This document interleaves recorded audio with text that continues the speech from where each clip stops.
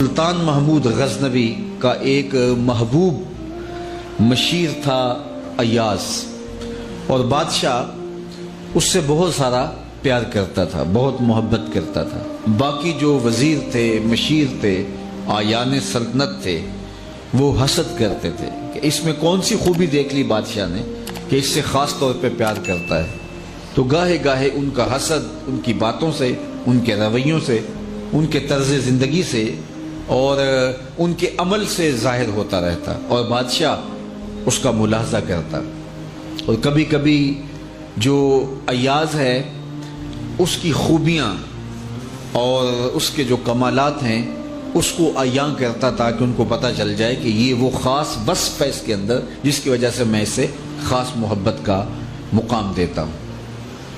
ایک دن بادشاہ نے بڑے دربار میں اپنی مٹھی میں موتی لیے، قیمتی موتی تالاب میں پھینک دیے، اور جتنے بھی وزیر تھے سب کو باری باری کہا کہ ان موتیوں کو نکال کے لاؤ اور دیکھو کہ تمہارا لباس نہیں بھیگنا چاہیے، تمہارے بدن پر پانی تک نہیں لگنا چاہیے۔ تو انہوں نے کہا کہ یہ کیسے ہوگا کہ تالاب کی تہ سے موتی نکال کے لائیں اور کپڑے بھی بھیگے نہ ہوں، گیلے نہ ہوں، اور بدن بھی گیلا نہ ہو اور بدن بھیگے بھی نہ، تو یہ کیسے ہو سکتا ہے؟ پھر دوسرے کہا، اس نے بھی معذرت کی کہ یہ کیسے ہو سکتا ہے، شرط ہی آپ نے ایسے رکھ دی کہ موتی تہ سے نکال کے لانے اور بدن بھی بھیگنے نہ پائے، لباس بھی گیلا نہ ہو، تو یہ کیسے ہو سکتا ہے؟ تیسرے کو، چوتھے کو، پانچویں کو، سب کو کہا، سب نے یہ کہا کہ یہ ممکن نہیں ہے۔ ایاز کو بلایا، کہا یہ موتی نکال کے لاؤ اور سنو، تمہارا بدن بھی نہیں بھیگنا چاہیے، تمہارا لباس بھی گیلا نہیں ہونا چاہیے۔ اس نے فوراً چھلانگ لگائی، موتی نکالے، بادشاہ کے سامنے پیش کر دیے۔ بدن نچڑ رہا ہے اور لباس سے پانی کے قطرے ٹپک رہے ہیں۔ بادشاہ نے بڑے غصے سے کہا، ایاز میں نے کہا تھا موتی نکالو اور بدن بھی گیلا نہیں ہونا چاہیے، کپڑے بھی نہیں بھیگنے چاہیے، اور تمہارا لباس بھی بھیگ گیا، تمہارا بدن بھی جو ہے وہ پانی سے تر بتر ہو گیا۔ تو ایاز نے کہا، بادشاہ سلامت، آپ نے دو حکم دیے تھے، ایک کہ موتی نکال کے لانا ہے، دوسرا حکم یہ تھا کہ کپڑے نہیں بھیگنے چاہیے۔ میں موتی لا کے پیش کر دیے ہیں، باقی جو کپڑے اور بدن بھیگ گیا ہے اس کی میں معافی چاہتا ہوں۔ کہا یہ خوبی ہے اس کے اندر۔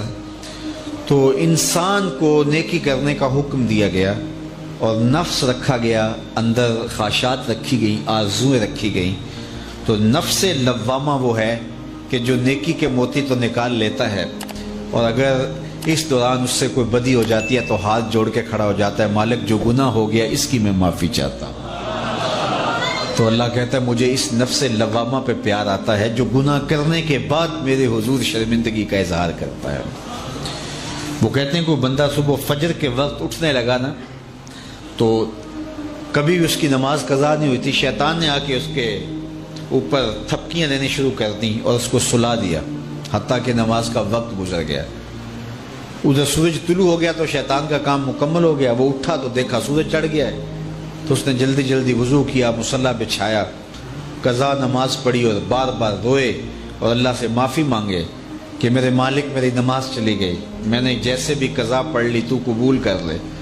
تو اس قدر اس نے الہاؤ زاری کی، اس قدر درد سے رویا اس نماز کے قضا ہونے پر کہ اللہ کو اس بندے پہ اتنا رحم آیا، کہا کہ اس کے نامہ اعمال کے اندر کئی نمازیں لکھ دو۔ اس کا یہ درد، نماز کے چھوٹنے پہ اس کی یہ کیفیت۔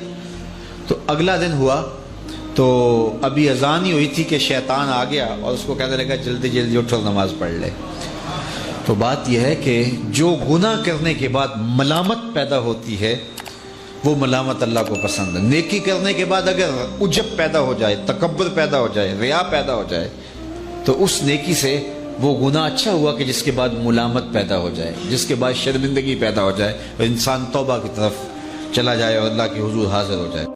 ایک زمانے میں ایک معروف بزرگ انتقال کر گئے، لیکن انہوں نے ایک وصیت کی مرتے ہوئے کہ میرا جنازہ وہ پڑھائے جس کی عصر کی سنتیں بھی قضا نہ ہوئی، جو کہ شرعی تاکید نہیں رکھتی لیکن اس کی وہ سنتیں بھی قضا نہ ہوئی۔ بڑے بڑے زاہد اور تہجد گزار اور شب زندہ دار دم بخود ہے کہ زندگی میں ایسی کوتاہیاں تو کبھی سرزد ہو جاتی ہیں، نہیں تو جوانی کے اندر تو بڑی سستیاں ہو جاتی ہیں۔ تو یہ اتنی کڑی شرط اور کون نبھائے گا؟ حضرت کا جنازہ پڑا ہے اور کوئی آگے بڑھنے کی ہمت نہیں کر رہا۔ جب جنازے کو دیر ہونے لگی اور لوگوں میں چیخ مگوئیاں زیادہ شروع ہوئی تو سلطان شمس الدین التمش جو وقت کا حکمران ہے، آنکھوں میں آنسو ہیں تو آگے بڑھا اور مصلی پہ کھڑا ہو کے کہنے لگا مرنے والا مر گیا، ہمیں بے نقاب کر کے۔ یہ تھے حکمران۔ اور پھر ان کا جو روب تھا دشمنوں پر اور ان کی جو قوت تھی دشمنوں پر، یہ ان کے کردار کی چمک تھی۔ تو امامت صغرا ہو یا امامت کبرا ہو، مصلی کی امامت ہو یا تخت و تاج کی امامت ہو، ہمیں سب سے زیادہ توجہ اپنے کردار کی طرف دینا ہوتی ہے۔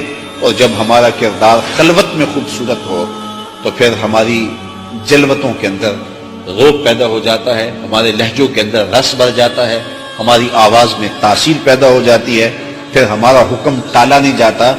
یا پھر حکم انسان کیا ٹالے گا، پھر تو زمین بھی حکم نہیں ٹالتی، پھر تو پہاڑ بھی راستہ دے دیتے ہیں۔ جب زلزلہ آتا ہے تو حضرت عمر مدینے میں کھڑے ہیں تو زمین کانپنے لگی ہے تو درہ زمین پہ مارتے ہیں اور کہتے ہیں زمین ٹھہر جا، کیا عمر نے تیری چھاتی پہ عدل نہیں کیا ہے؟ تو زمین ٹھہر جاتی ہے۔ وہ کردار کی چمک تھی۔ اور ایک لونڈی رو رہی ہے مدینے کی گلی میں، حضرت عمر گزرتے ہیں تو پوچھا کہ تم کیوں رو رہی ہو؟ اس نے کہا کہ ٹھوکر لگی اور جو میں تیل لے کے آ رہی تھی وہ بہہ گیا اور زمین میں جذب ہو گیا۔ اب میری مالکہ بڑی سخت گیر ہے، تو جب اسے یہ پتا چلے گا تو وہ میرے پر بہت زجر و توبیخ کرے گی، میں ڈرتی ہوئی گھر جانے سے گھبرا رہی ہوں۔ تو حضرت عمر نے درہ زمین پہ مارا اور زمین کو کہا زمین کیا عمر نے تیرے پہ عدل نہیں کیا اور تو میرے ہوتے ہوئے ایک لونڈی کا تیل جذب کر جائے؟ تو زمین نے فوراً تیل اگل دیا، کہا اس کو اپنے برتن میں ڈال لو۔ تو یہ عمر تھے رضی اللہ تعالیٰ عنہ کہ زمین بھی حکم مانتی تھی۔ اسلام ایک سادہ دین ہے اور اس نے سادگی کا درس دیا۔ زندگی بے تکلف زندگی ایک خوبصورت زندگی ہے جس میں زندگی اپنے اصل روپ کے ساتھ ہو۔ اس وقت مجھے معاف کیجئے گا، منبر و محراب کے وارثین ہو یا صاحبان جبہ و دستار ہو یا مسجد نشین ہو اور خانقاہوں کے سجادہ نشین ہو یا آیان اقتدار پہ بیٹھنے والے وزراء ہوں یا مشیر ہوں یا ہمارے حکمران لوگ ہوں، ان سارے لوگوں کی زندگی ایک مصنوعی زندگی بن کے رہ گئی اور سارا وقت اپنے جبہ و دستار کو سجانے کے لیے اور اپنے پروٹوکول اور اپنی تقریب اور اپنے اعزازات کے لیے صرف کر دیتے ہیں۔ اتنی توجہ انسان اپنے اندر کو سنوارنے کے لیے اور اپنے باطن کو ستھرائی کے لیے اس کی پاکیزگی کے لیے گزار دے تو ظاہر جو ہے وہ میلا بھی ہوگا، اندر کی چمک چھن چھن۔ اور اس کے ساتھ پھر خرافات یہ جو شامل ہو چکی ہیں، اس نے معاشرے کو پیس کے رکھ دیا۔ جو مزارات پہ ہو رہا ہے ہم ڈٹ کے اس کا انکار کرتے ہیں، اللہ کے علاوہ کسی کے سامنے سجدہ جائز نہیں ہے، بلکہ ہمارے امام احمد رضا خان فاضل بریلوی نے لکھا ہے، آپ فرماتے ہیں کہ سجدہ قبور بالاتفاق حرام ہے اور طواف قبور بالاتفاق حرام ہے، زیارت قبور بالاتفاق جائز ہے، بوسہ قبور مختلف فی ہے، احوط یہ ہے کہ نہ دیا جائے، یعنی بوسے سے بھی اگر گریز کر لیا جائے تو کسی کو کوئی اور شائبہ نہ ہو تو یہ بھی بہتر ہے۔ لیکن خیر بوسے کے بارے علماء قائل ہیں، اس پر دلائل بھی موجود ہیں، لیکن قبروں کے سامنے یوں ہی کھڑے ہو جانا اور کھڑے ہو کر کے یوں سر جھکانا یہ جائز نہیں ہے۔ حضرت مجدد کی تعلیم کیا تھی؟ یہی بات کہی تھی اکبر نے کہ سجدہ نہیں کرتے تو ساری جھکا دی، آپ نے فرمایا نہیں جھکاؤں گا۔ پھر اس نے آپ کو دربار میں بلوایا، سازش کی، دروازہ چھوٹا رکھا کہ حضرت مجدد الفسانی جب داخل ہوں گے تو سر جھکا کے تو گزریں گے، تو کہوں گا لو سر جھکا ہی لیا، لیکن جن کے سر کو اللہ بلند کرے کون جھکا سکتا ہے؟ حضرت مجدد جب دروازے پہ پہنچے تو سمجھ گئے کہ یہ میرے لیے ایک جال بنا گیا ہے کہ جھکوں گا تو گزروں گا۔ آپ نے پہلے اپنی ٹانگیں داخل کی۔ تو اقبال خراج پیش کرتا ہے، حاضر ہوا میں شیخ مجدد کی لہر پر، وہ خاک کے زیر فلک مطلع انوار، گردن نہ جھکی جس کی جہانگیر کے آگے، جس کے نفس گرم سے ہے گرمی احرار، وہ ہند میں سرمایہ ملت کا نگہبان، اللہ نے بر وقت کیا جس کو خبردار۔ اس لیے کسی کو اپنے سامنے جھکانا یا کوئی میرے لیے کھڑا ہو. حضور نے یہ بھی فرمایا کہ جو شخص یہ ارادہ رکھے کہ میرے لیے لوگ کھڑے ہوں اپنا ٹھکانہ جہنم میں تلاش کرے. آج خود اگر کوئی کھڑا ہو جائے تو یہ اس کی مرضی. اور حضرت سعد آئے, حضور نے فرمایا قوموا الی سیدکم, یہ تمہارا سردار آیا, اس کا اٹھ کے استقبال کرو. لیکن اگر کوئی خود چاہے کہ میرے لیے کھڑے ہوں تو اس کے لیے یہ وعید فرمائی. اس طرح اگر تمہارے کوئی ہاتھ چوم لیتا ہے, لیکن ہاتھ چومنے کے بغیر یوں گردن جھکانا یہ درست نہیں ہے, لیکن ہاتھ چومنے کے لیے تو وہ صحابہ کے عمل سے ثابت ہے. لیکن اگر کوئی چاہے کہ میرے ہاتھ چومے جائیں, اور اگر جو نہیں چومتا تو اس سے ناراض ہو جاتے ہیں. میں ایک دفعہ ایک صاحب کو ملنے گیا تو ہم ہر شخص کے ہاتھوں نہیں نہ چومتے, آخر جو ہے وہ کسی کے ہاتھ چومنے ہو تو پھر کچھ دیکھنا بھی تو ہوتا ہے. دل اسے دے دیں جو دل بھر ہی نہ ہو. تو ہم تو کسی کے ہاتھ چومتے ہیں نا, ہم وہ ہاتھ چومتے ہیں, وہ پاؤں چومتے ہیں جو راہ حق کے مسافر ہوتے ہیں. ہم ان ہاتھوں کو بوسہ دیتے ہیں اور اگر ہماری آنکھوں کی پلکوں کے ساتھ لگ جائیں تو اعزاز سمجھتے ہیں. تو خیر میں نے مصافحہ کیا تو ناراض ہو گئے, انہوں نے پکڑ کے میرے ہاتھ چوم لیے, کہنے لگے لو کیا بگڑا ہے میرا. میں نے کہا کہ ٹھیک ہے تمہارا کچھ نہیں بگڑا, لیکن میرا بھی کیا بگڑا اگر نہیں چومے تو یہ عجیب سی کہانی ہے. ناراض ہو جاتے ہیں. ایک بت خانے بنے ہوئے ہیں, لوگ آئے ہمیں خدا ملاؤ, تم نے اپنی پوجا شروع کروا دی. لوگ آئے کہ خدا کا نام جپا جائے اور تم صرف اپنی ہی خوشامد چاہتے ہو, ہر وقت تمہارا ہی ذکر ہو. میں کتنے آراس کو جانتا ہوں جہاں اللہ رسول کا ذکر نہیں ہوتا, پیر کا ہی ذکر ہوتا ہے, کرامتیں ہی بیان ہوتی ہیں. اور پھر آج کل جھوٹی کرامتوں کا ایک کاروبار چلا ہوا ہے. عجیب رنگ ڈھنگ ہے, عجیب بات ہے. خوابیں گھڑی جا رہی ہیں, کرامتیں گھڑی جا رہی ہیں. میرے پاس بھی کئی لوگ آئے خوابیں لے کر, جی یہ ہم نے دیکھا ہے. میں نے کہا تم نے دیکھا ہوگا, میں نے نہیں دیکھا ہے. لوگ بڑے مفاد پرست ہیں, بڑے بڑے رنگوں میں آتے ہیں.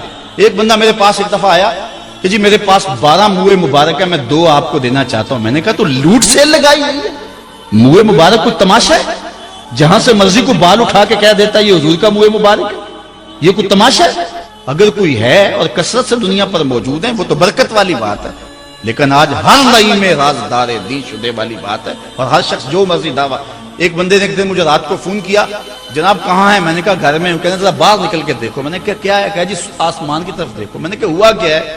کہنے لگا چاند کے اندر حضور کی تصویر ہے. میں نے کہا تو پاگل ہے, لوگوں نے زندگیاں گزار دی اور زیارت نہ ہوئی, اور تو جو ہے لوٹ سے لگا دی ہوئی ہے کہ چاند کے اندر تصویر لگا دی. میں نے کہا کمال ہے, کوئی بات کرنے والی ہے تیری. ہمارے ہاں ذوف الاعتقادی اتنی پھیل گئی ہے کہ جو بات کرے لوگ پیچھے دوڑ پڑتے ہیں. کئی ایسے واقعات ہوئے ہیں, کوئی کہتا ہے میرے گھر میں حضور کے قدم لگے ہیں, کوئی کچھ بول رہا ہے, کوئی کچھ بول رہا ہے. یہ لوگ اللہ سے ڈرتے نہیں ہیں, خوف نہیں کرتے. جھوٹی خوابیں, جھوٹی کرامتیں اگر سچی ہیں تو میں ان کا انکار نہیں کرتا, لیکن اس وقت معاشرے کے اندر جو کچھ ہو رہا ہے میں اس کی نشاندہی کر رہا ہوں. اپنے بھی خفا مجھ سے ہیں, بیگانے بھی ناخوش. میں زہر حلال کو کبھی کہہ نہ سکا کند, بات وہی کہتا ہوں سمجھتا ہوں جسے حق. نئے ابلۂ مسجد ہوں, نئے تہذیب کا فرزند. میں کہتا ہوں کہ جھوٹوں کے پیچھے چلو گے رسول اللہ ناراض ہو جائیں گے تم سے. یہ جرأت کیوں کرتے ہو, یہ ہمت کیوں کرتے ہو, کیوں جھوٹے دعوے کرتے ہو؟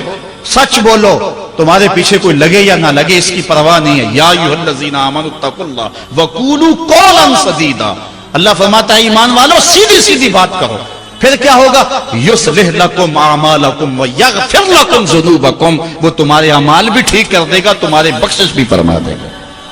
نہ لوگ اکٹھے ہوں, نہ مجمع بنے, نہ حلقہ بنے. یار یہاں تو 72 ہوں تو وہ بھی قبول ہیں. یہاں مقدار نہیں دیکھی جاتی, یہاں معیار دیکھا جاتا ہے. سر نہیں گنے جاتے, دل گنے جاتے ہیں. یہاں یہ دیکھتے ہیں. مت لوگوں کو جو ہے وہ کھلونے دے کے بہلاؤ اور لوگوں کی عقیدتوں کو لوٹو اور لوگوں کے ساتھ ظلم کرو, زیادتی کرو, اپنی آخرت بھی کالی کرو اور لوگوں کی آخرت بھی کالی کرو. آپ دیکھیں دائیں بائیں, اپنی نظر رکھیں. نگہباں بن کے جو اہل چمن کی آبرو لوٹے, چمن والو عقیدت چھوڑ دو ایسے نگہباں کی.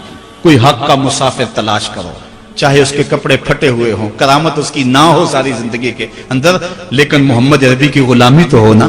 حضرت شاہ نقشبند بخاری سے کسی نے پوچھا حضور آپ کی کوئی کرامت؟ فرمانے لگے اس سے بڑی کرامت کیا ہو سکتی ہے, اتنے گناہوں کے باوجود زمین پہ چل رہا ہوں اور زمین مجھ کو دھنسا نہیں لیتی اپنے اندر. ہمارے بزرگوں کی تو کہانیاں یہ تھیں, اور آج تھوک کے حساب سے کرامتیں دی جا رہی ہیں. آج کے پیروں کی اتنی کرامتیں, غوث پاک کی بھی اتنی کرامتیں بیان نہیں ہوتی جن کی ان کی کرامتیں بیان ہو رہی ہیں. دڑا دڑ کرامتیں بیان کر رہے ہیں.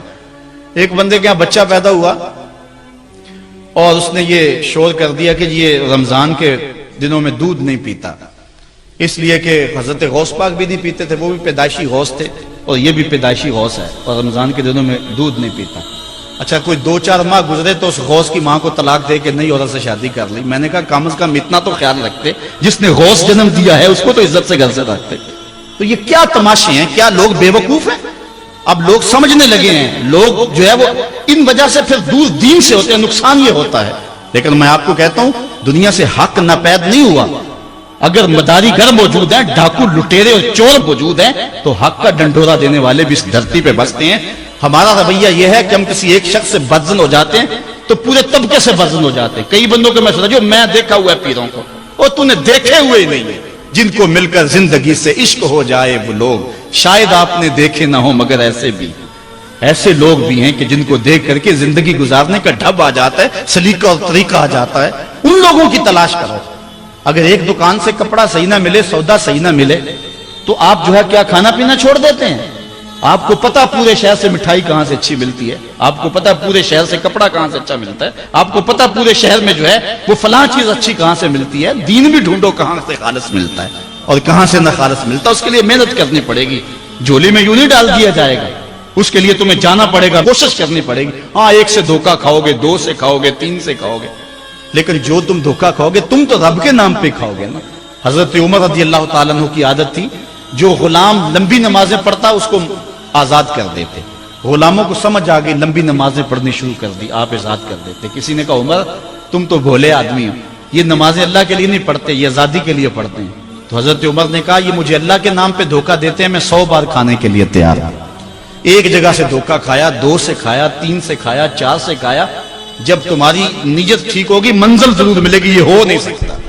خورش دے بدرا جو کب کو حمام کہ یک روز افتد ہمائے بدام. شادی کہتے ہیں چارہ ڈالتا جا, دانا ڈالتا جا, کبھی تتر آئے گا, کبھی مور آئے گا, کبھی کبوتر آئے گا, پھر ایک دن جس کو تو تلاش کرتا ہے وہ ہما بھی تو آ ہی جائے گا نا. اس لیے حق کے سفر کو نہ چھوڑنا, چلتے رہنا, اور راہ حق کی منزل پر انشاءاللہ ایک دن ضرور گامزن ہوگے. ہم مدینے کی گلی میں پھر دوبارہ چلتے ہیں. حضرت عمر رضی اللہ تعالیٰ عنہ کا دربار لگا ہے. ایک شخص کو پکڑ کر لوگ لے آتے ہیں کہ شخص نے ہمارے باپ کو قتل کر دیا. حضرت عمر رضی اللہ تعالیٰ عنہ نے پوچھا کیا ماجرا ہے بھائی؟ اس نے کہا جی واقعی میں ان کے باپ کا قاتل ہوں, لیکن میں نے قصداً قتل نہیں کیا. ہوا یہ کہ میں ایک مسافر ہوں, جا رہا تھا, راستے کے اندر سبز چراگاہ تھی, میرا اونٹ بھوکا تھا, اس چراگاہ میں داخل ہو گیا. اس کے بوڑھے باپ نے پتھر اٹھایا اور میرے اونٹ کو مارا, اس کی آنکھ نکل گئی.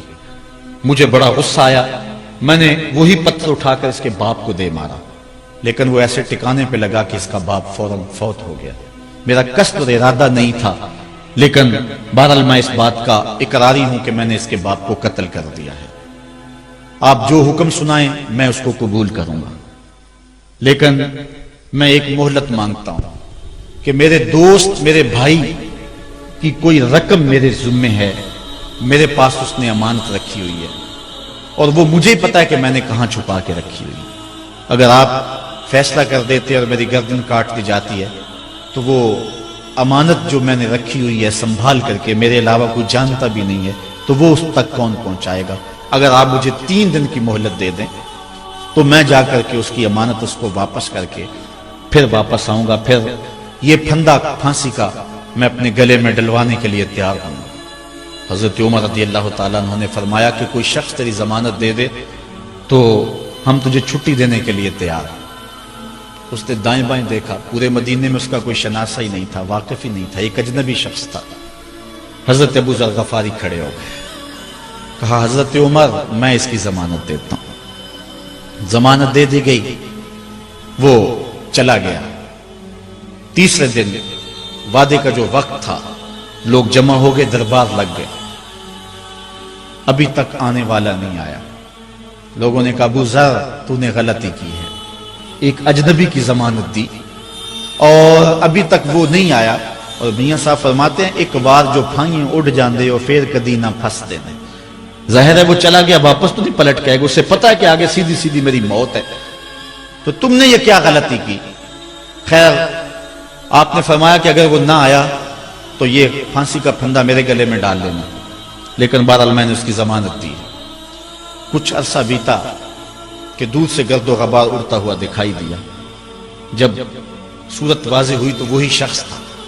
حضرت عمر فاروق رضی اللہ تعالیٰ عنہ کے دربار میں کھڑا ہو کہنے لگا حضرت کسی وجہ سے تاخیر سے پہنچا ہوں، معذرت چاہتا ہوں، اب جو حکم ہے پورا کیجیے۔ حضرت عمر رضی اللہ تعالیٰ عنہ اس کے پھانسی کے احکامات جاری کر چکے تھے۔ آپ نے فرمایا کہ ابو ذر یہ بتا کہ تو نے اس کی ضمانت کیسے دی جب تو اسے جانتا نہیں تھا؟ تو سنو حضرت ابو ذر غفاری نے کیا کہا، ایک اجنبی میرے محمد کے مدینے میں پناہ مانگ رہا تھا اور اس نے چاروں سمت دیکھا اور کوئی شخص نہیں تھا جو اس کو امان دیتا اور اس کی ضمانت دیتا، تو میں نے اس لیے ضمانت دے دی کہ نہ بھی آیا تو اپنی جان چلی جائے گی، کل کو یہ تو نہیں کہے گا کہ محمد کے مدینے میں کسی نے ضمانت مانگی تھی، پورے شہر میں کوئی ضمانت دینے والا نہیں تھا۔ اس کو کہا کہ انہوں نے تو ضمانت دے دی، میاں اب تو بتا کہ تو چلا گیا تھا، تجھے جانتا کوئی نہیں تھا، نہ پلٹ کے آتا تو تجھے کوئی پوچھنے والا نہیں تھا، تو تو نے یہ دوبارہ موت کے منہ میں کیوں اپنا سر رکھا ہے؟ تو اس نے کہا کہ میں نے کہا کہ ایک اجنبی کی ضمانت ایسے کمایا، اور کیا ہماری صورتحال ہے، نہ ہمارا کردار رہا اور نہ ہمارا کوئی تشخص رہا۔ آج ہم نے اپنا تشخص بھی مٹا کے رکھ دیا، اپنے طرز زندگی بھی بدل دی، نہ ہماری باطن کی وہ روشنی رہی، نہ ظاہری وہ صورتیں رہی کہ ہم پہچانے جائیں کہ حضور کے غلام ہیں، بلکہ آج بھانت بھانت کی بولیاں بوئے رہے ہیں۔ اقبال نے کیا کہا تھا، اپنی ملت پر قیاس اقوام مغرب سے نہ کر، خاص ہے ترکیب میں تجھے قوم رسول حاج۔ بلکہ آج فیشن کے طور پہ یہ کہا جاتا ہے جی آج کل دین پہ چلنا بڑا مشکل ہے، یہ آپ بھی سنتے ہوں گے، لوگ کہتے ہیں جی آج کل دین پہ چلنا بڑا مشکل ہے۔ یہ کون کہہ رہا ہے؟ جو مسجد میں آتا ہے تو موسم کے مطابق گرم اور سرد پانی دستیاب ہے، اس کے لیے ماحول ہے، اس کے لیے خوبصورت قالین بچھے ہوئے ہیں، مخملی مسلے رکھے ہوئے ہیں، جو نرم اور گداز مسلوں پہ پیشانی رکھ کر کے سجدہ کرتا ہے، وہ بطور فیشن کہہ رہا ہے جی آج کل دین پہ چلنا بڑا مشکل ہے۔ میں اس کے جواب میں کہا کرتا ہوں میاں تیرے لیے مشکل ہے یا کربلا والے حسین کے لیے مشکل تھا؟ انہوں نے تو نہیں کہا کہ دین پہ چلنا مشکل ہے، تیرے لیے مشکل ہے دین پہ چلنا، یہ حضرت بلال حبشی کے لیے مشکل تھا، جنہوں نے تپتی ہوئی ریت پہ سجدے کیے، گلے میں رسا ڈال کر کے گھسیٹا گیا اور انہیں پاؤں میں زنجیریں ڈال کر کے مکے میں کھینچا گیا، ہاتھوں اور پاؤں میں میخیں ٹھونک دی گئی، چکی پسرائی گئی، لیکن بلال ہیں کہ آگے مسکرا رہے ہیں۔ کسی نے گزرتے ہوئے کہا بلال عجیب تماشا ہے، عجیب کہانی ہے کہ وہ تمہیں مار رہے ہیں اور تم آگے سے مسکرا رہے ہو۔ تو سنو حضرت بلال نے کیا جواب دیا۔ حضرت بلال فرمانے لگے میاں تم جاؤ نا بازار میں مٹی کا برتن بھی خریدنے، تو اس کو بھی ٹھونک بجا کے دیکھتے ہو کہیں کچا تو نہیں ہے، اس کی آواز تو خراب نہیں ہے۔ کہا تم تو مٹی کا پیالہ بھی خریدو تو ٹھونک بجا کے دیکھتے ہو کہیں کچا تو نہیں ہے، میرا مالک مجھے خرید رہا ہے، دیکھ رہا ہے بلال کہیں کچا تو نہیں ہے۔ میں کہتا ہوں مالک کھال ادڑ بھی جائے گی، حق حق کی آوازیں ختم نہیں ہوں گی۔ زخم پہ زخم کھا کے جی خون جگر کے گھونٹ پی، آہ نہ کر لبوں کو سی یہ عشق ہے دل لگی نہیں۔ تو یہ ایک دین گریزی ہے، یہ عمل گریزی ہے۔ جی آج کل بڑا مشکل ہے، پہلی بات ہے مشکل ہو بھی تو ہمارے پاس کوئی دوسرا آپشن موجود نہیں ہے۔ ہم ان لوگوں کی کہانیاں بھول سکتے ہیں کہ جنہوں نے اس دین کے راستے کے اندر دکھ بھی سہے، ان کو ٹکڑے بھی کر دیا گیا، ان کو 2 اونٹوں کی پچھلی ٹانگوں سے باندھ کر کے 2 ٹکڑوں میں بانٹ بھی دیا گیا، لوہے کی کنگھیوں سے بدن چھیدے بھی گئے، ہڈیاں توڑی بھی گئیں، آگ میں ڈالا بھی گیا، جلتے اور کھولتے تیل میں پھینکا گیا، لیکن انہوں نے رب کا نام نہیں چھوڑا، رسول کا نعرہ نہیں چھوڑا۔ اور آج ہم کہتے ہیں جی بڑا مشکل ہے آج کل دین پہ چلنا، اور یہ مولویوں نے مشکل بنائی ہوئی ہے، یار دین اتنا بھی مشکل نہیں ہے، یہ کوئی بات نہیں ہے۔ ہم سر سے لے کر پاؤں تک اسلام میں داخل ہوں، یہ ہمارے رب کا ہم سے یہ تقاضا ہے، یا ایھا الذین آمنوا ادخلوا فی السلم کافہ، اے ایمان والو دین میں پورے پورے داخل ہو جاؤ، پورے پورے داخل ہو جاؤ۔ تمہاری وضاحت، انداز زندگی، طرز معاشرہ